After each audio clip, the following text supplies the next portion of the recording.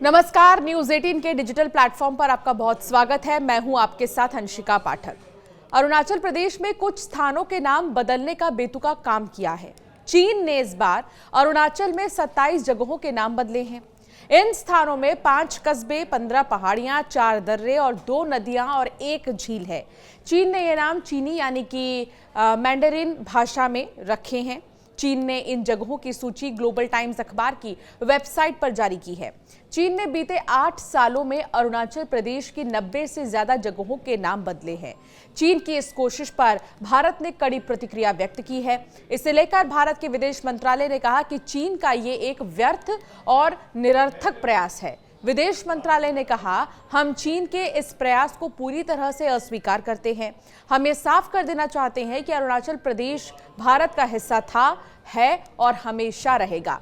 दरअसल अरुणाचल प्रदेश के स्थानों के लिए समय समय पर नए नामों की सूची जारी करना चीन की पुरानी आदत है। भारत इन नामों को चीन द्वारा की गई खोज बताता है और लगातार इन्हें खारिज करता रहा है। लेकिन एक बात तो साफ है कि जब भी अंतर्राष्ट्रीय स्तर पर भारत का रुतबा बढ़ रहा होता है, ठीक उसी समय चीन की यह हरकत सामने आती है। अरुणाचल प्रदेश पर बीजिंग की ये 5वीं ऐसी सूची है जिसमें उसने स्थानों को उनका नया नाम देने का प्रयास किया है।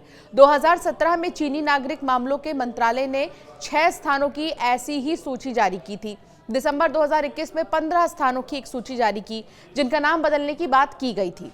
अप्रैल 2023 को चीन ने 11 स्थानों के नामों की तीसरी सूची जारी की थी। इन स्थानों में अरुणाचल प्रदेश की राजधानी ईटानगर के नजदीक एक शहर भी शामिल था। पिछले साल चीनी नागरिक मामलों के मंत्रालय ने अपनी वेबसाइट पर अरुणाचल प्रदेश के 30 स्थानों के लिए नए नामों की एक सूची पोस्ट की थी। चीन अरुणाचल प्रदेश के 90,000 वर्ग किलोमीटर क्षेत्र को अपना बताता है। वो इस क्षेत्र को चीनी भाषा में जंगनान कहता है और बार बार दक्षिण तिब्बत का जिक्र करता है। चीन के मैप या मानचित्र में अरुणाचल प्रदेश को चीन का हिस्सा दिखाया गया है। वो कभी कभी इसका तथाकथित अरुणाचल प्रदेश के रूप में उल्लेख भी करता है। चीन समय समय पर भारतीय क्षेत्र में अपने एक तरफा दावे को पुष्ट करने का प्रयास करता रहता है। अरुणाचल प्रदेश के स्थानों को चीनी नाम देना उसी कोशिश का एक हिस्सा है। पीपुल्स रिपब्लिक ऑफ चाइना में मैकमोहन लाइन की कानूनी स्थिति को लेकर विवाद है। ये तिब्बत और ब्रिटिश भारत के बीच की सीमा है जिस पर 1914 के शिमला सम्मेलन में सहमति बनी थी, जिसे आधिकारिक तौर पर ग्रेट ब्रिटेन, चीन और तिब्बत के बीच सम्मेलन कहा जाता है। शिमला सम्मेलन में चीन का प्रतिनिधित्व चीन गणराज्य के एक महादूत द्वारा किया गया था। उसे 1912 में किंग राजवंश के पतन के बाद महादूत घोषित किया गया था। वर्तमान साम्यवादी सरकार 1949 में ही सत्ता में आई थी। चीनी प्रतिनिधि ने शिमला कन्वेंशन पर सहमति नहीं जताते हुए कहा कि तिब्बत को अंतर्राष्ट्रीय समझौता करने का कोई अधिकार नहीं है। शिमला में मुख्य ब्रिटिश वार्ताकार हेनरी मैकमोहन थे। उन्हीं के नाम पर मैकमोहन लाइन का नाम रखा गया। ये लाइन भूटान की पूर्वी सीमा से चीन म्यांमार सीमा पर ईसू रजी दर्रे तक खींची गई थी। चीन मैकमोहन लाइन के दक्षिण में अरुणाचल प्रदेश में स्थित क्षेत्र पर अपना दावा करता है। चीन अपने दावों का आधार तवांग और लहासा के मठों के बीच ऐतिहासिक संबंधों को भी मानता है। इन दावों से चीन को क्या हासिल होता है, इसे भी समझिए।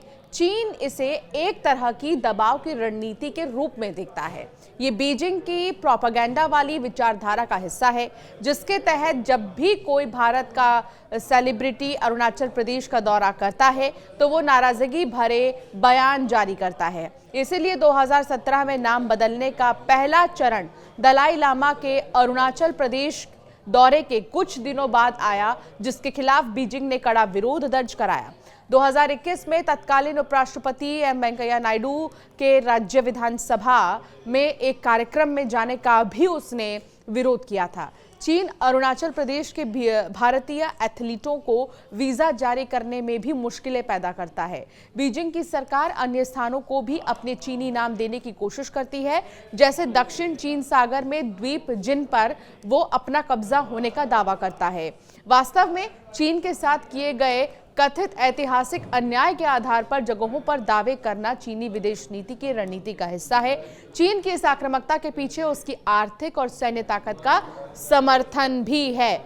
तो अरुणाचल में अगर चीन ने जो है कुछ हिस्सों के नाम बदले तो इसका मतलब ये नहीं है कि वो चीन का हिस्सा है। ये चीन को हम कहना चाहते हैं कि कान खोल कर सुन लो, अगर आप नाम बदल रहे हैं तो इसका मतलब ये नहीं कि आपका हक है किसी भी जगह पर। लगातार चीन की तरफ से इस तरह की हरकत की गई है। पिछले भी कई सालों में हमने देखा कि चीन ने कई स्थानों के नाम बदलने की कोशिश की है। अपने अखबार में जो है उसने इस तरह जारी किया है, मैप जब भी चीन जारी करता है अपने कंट्री का तो फिर उसमें अरुणाचल का एक हिस्सा भी दिखाने की कोशिश की जाती है। लेकिन चाहे कुछ भी कर ले, ये रणनीति कहीं से भी कोई काम नहीं आएगी और जो नाम थे अरुणाचल प्रदेश में स्थानों के वही रहेंगे। आपका क्या मानना है चीन की इस हरकत का, हमें जरूर कॉमेंट कर बताएं।